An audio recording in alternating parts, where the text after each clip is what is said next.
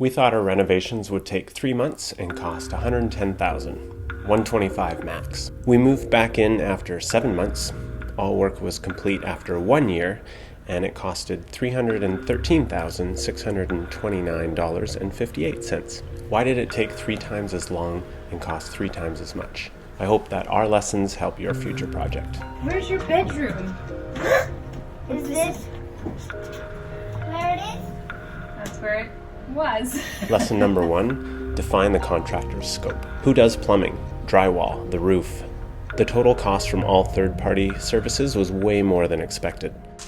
Admin costs started quickly. Legal fees for a line of credit registered as a second mortgage, measurements and surveys, a floor plan for the updates, engineering consultation for the structural rebuild, city plan review and permitting. A necessary step along the way is satisfying the city inspectors. This added significant time delays while waiting for engineer reports to check off the boxes, depending on the anal factor of the inspector. A personal cost of time was my unofficial role as project manager to coordinate timing, payment, decisions, and changes. We've all heard horror stories of asbestos abatement. We did the do-it-yourself removal, saving maybe $40,000, but costing time. Ready to pull out some asbestos!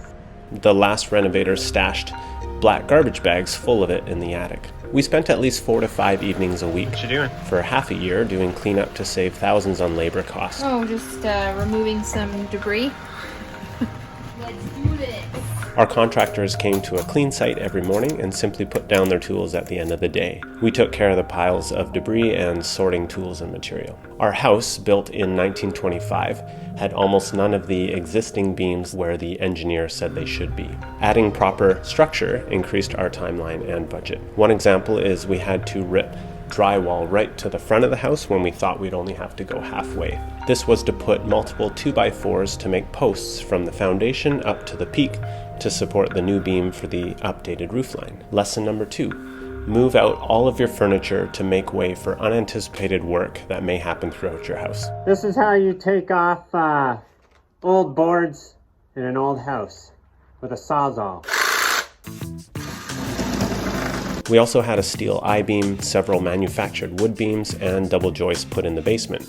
Everything we stored in the basement had to be moved back and forth several times. We needed a new roof, definitely increased the budget, especially because we didn't want to invest in asphalt in the middle of a climate emergency, so we got a rubber eco roof made from old truck tires. Working great so far. The 27-panel solar system also added to the budget, one worth paying for, which also led to multiple electrical upgrades. Last spring, we made an average of 18 kilowatt hours per day and only used 15, receiving our first negative electrical bill in April. Summer days bring solar production around 45 kilowatt hours in a day. While upgrading systems, it seemed irresponsible not to get a heat pump, extra cost, which makes heat from ambient temperature outside. It also functions as AC, which played out nicely during the summer's heat waves.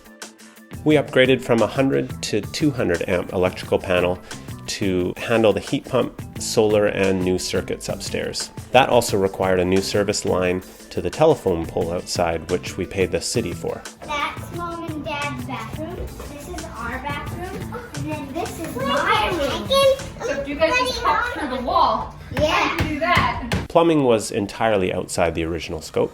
Surprise. Progress finally sped up after insulation and the vapor barrier install, which just means plastic and special caulking. Drywall was a third-party cost, but they did it well and did it fast, within a week. Our painter's impeccable communication highlighted how lacking most other communication channels had been up to that point. Our choice of white subway tiles on 2 full walls of the ensuite added to the timeline, as did the hex bathroom floor tile. Our friend did an incredible job on the cabinets, which is a great example of a third party that's well worth the cost. Some unexpected improvements include new basement stairs, no post and beam in the middle of the basement, brand new gutters around the house. After moving out in June, we moved back in 7 months later with a long list of pending items, finalizing solar, exterior siding, ensuite shower glass, other finishes and tie-ins. Once the exterior siding and new gutters went on, it finally felt like the reno was substantially complete. Despite the huge cost and time commitment, we could not have found a house like we have now at a cost of what we would have sold our home at before, plus rental costs. So it was well worth it. It also felt like a rite of passage into the bliss of adulthood. Savings on cleanup and clearing asbestos ourselves meant we could spend on a heat pump and solar panels. Our EnerGuide assessment, which places new homes around 65 on a scale of efficiency, came down from 100 pre-renos to 35 post-renos. There's also room for all the kids. Our home might be net zero over the span of a year, and we can get around the dinner table without bashing the walls. Now we really are home. On the carpet of the playroom. I found the wheel. How did it go there? I don't know.